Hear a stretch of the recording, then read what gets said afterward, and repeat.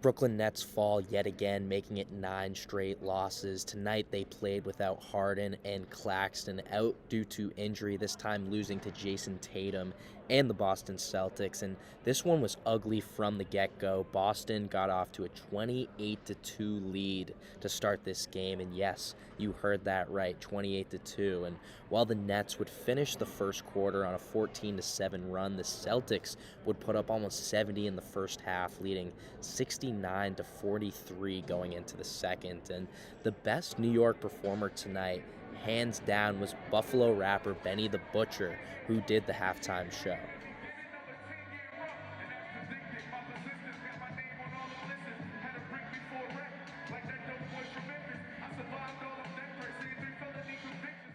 And in the third quarter, the Celtics lead grew to 35 points, and the final score would be exactly the same margin, 126-91.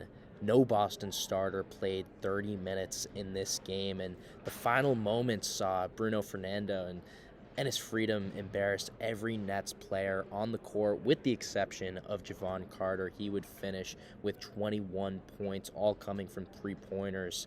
Steve Nash was highly complimentary of this Celtics team that has now leapfrogged the Nets in the standings, sending the Nets to 8th place in the East.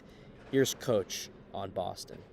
Frankly, that's a really good starting five that's playing really good basketball, playing against a reserve lineup. So we're asking them to match, a high quality NBA starting five. We're asking a lot of these guys.